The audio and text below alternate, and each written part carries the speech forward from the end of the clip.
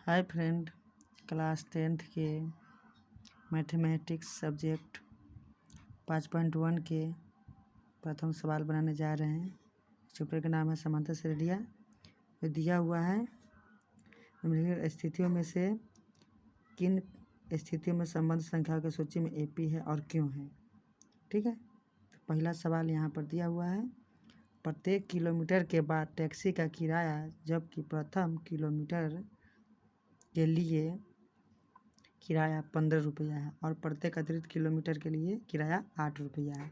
जो हम पहले से ही बना कर रखे हैं, अब इसको हम समझा देते हैं। ठीक है, यहाँ पर देखिए दिया हुआ है। देखिए, यानी कि ये टेम्पू है, यहाँ से लेके यहाँ तक 15 किलोमीटर है, 15 रुपया है 1 किलोमीटर का, और दूसरा क्या है 8 रुपया। फिर जितना आगे बढ़ेगा 8 रुपया बढ़ेगा किराया, है ना।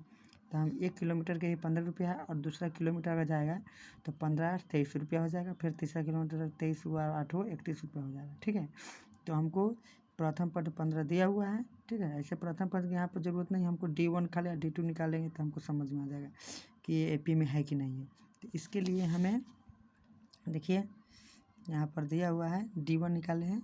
D1 का फार्मूला होता है A2, यानी कि प्रथम पद से दूसरा पद घटाना। ठीक है, तो दूसरा पद है दूसरा पद से प्रथम पद घटाना, तो दूसरा पद A2 माइनस A1 हो गया।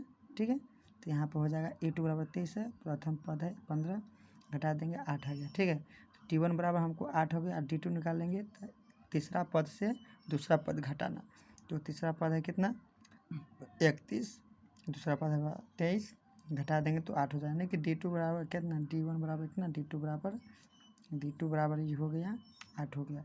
यहाँ समांतर, ठीक है, यहाँ सर्वांतर समान है। ठीक है, इसलिए समांतर श्रेणी में होगी। ठीक है,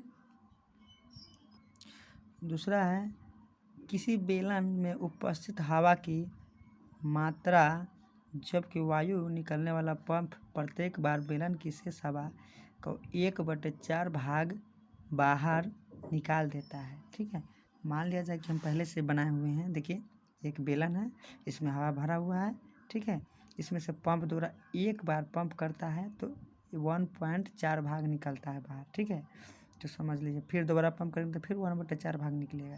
मान लेते हैं कि इसमें 1 भाग है हवा। ठीक है, माना कि बेलन में उपस्थित हवा कितना है 1 है। ठीक है, तो 1/4 भाग पंप से, ठीक है, क्या है पंप से निकालते हैं ना, पंप से एक बार निकालता है तो कितना हो गया।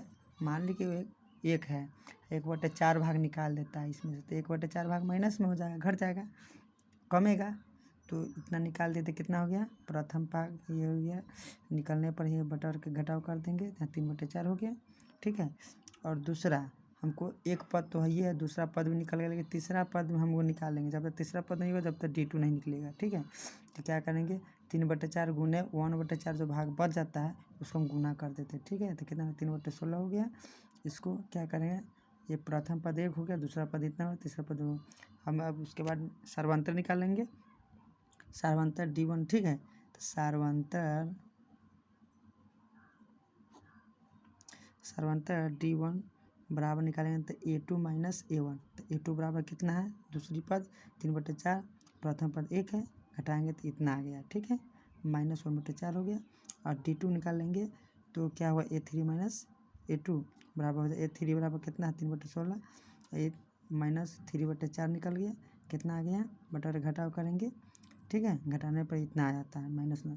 तो आप देखिए कि दोनों समान है नहीं है, इसलिए D1 not equal to D2, यानी कि समान नहीं है, इसलिए यह समांतर श्रेणी में नहीं है। ठीक है, चलिए देखिए तीसरा सवाल है प्रत्येक मीटर की खुदाई बाद एक कुआं खोदने में आई लागत जबकि प्रथम मीटर खुदाई में लागत कितना है 150 रुपया, और बाद में प्रत्येक मीटर खुदाई की लागत है 50 रुपया बढ़ती जाती है। तो कहने का मतलब है कि एक ही कुआं है। ठीक है, पहले फिगर समझ लीजिए, फिगर के साथ बनाने में खूब अच्छा लगता है और समझ में आता है। मान लिया जाए कि यहाँ से 1 मीटर ही हो गया, ये 2 मीटर हो गया, 3 मीटर हो गया, 4 मीटर हो गया। तो 1 मीटर यहाँ से लेकर यहाँ तक खोदने में पहले 150 रुपया लेता है, ठीक है। उसके बाद यहाँ से यहाँ खोदने में 50 रुपया, फिर 50 रुपया बढ़ते जाएगा, है ना, ठीक है। तो यहाँ लिख दीजिए प्रथम मीटर कुआं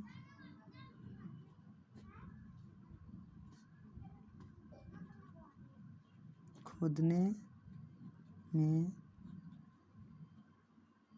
लागत 150 रुपया है, ठीक है। और दूसरा मीटर में कितना हो जाएगा, 50 रुपया बढ़ जाएगा, है कि नहीं। तो 50 रुपया ही हो जाएगा और 150 हो जाएगा, तो कितना हो जाएगा, 200 हो जाएगा। फिर तीसरा मीटर बोलते 200 आप प्लस 50, तो कितना हो जाएगा, 250 हो जाएगा, ठीक है। फिर जाके आगे बढ़ेगा तो फिर 300 हो जाएगा। जैसे जितना मीटर होगा उसी हिसाब से 50 रुपया बढ़ते जाएगा, ठीक है। चलिए तो आगे देखते हैं। हमको प्रथम पद भी निकल गया, सब निकल गया। इसके बाद देखिए हम सार्वंतर हमें निकालना है। सार्वंतर D1 बराबर निकालेंगे, ठीक है। तो D1 निकालने के लिए क्या करेंगे, दूसरा पद से प्रथम पद घटाएंगे, तो A2 माइनस A1, ठीक है। तो A2 बराबर कितना है, 200, A1 कितना है, 150 बराबर 50 आ गया।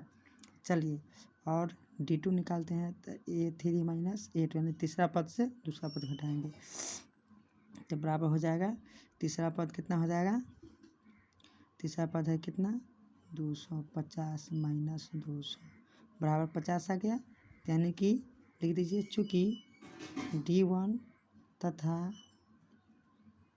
D2 का सार्वंतर समान है, ठीक है, इसलिए यह